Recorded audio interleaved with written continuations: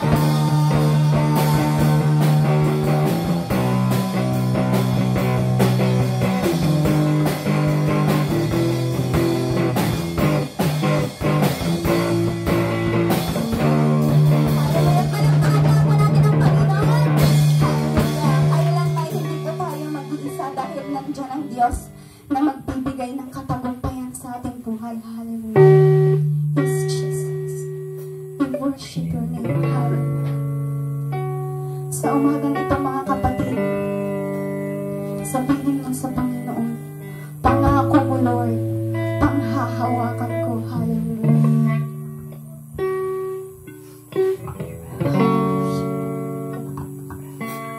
Jesus.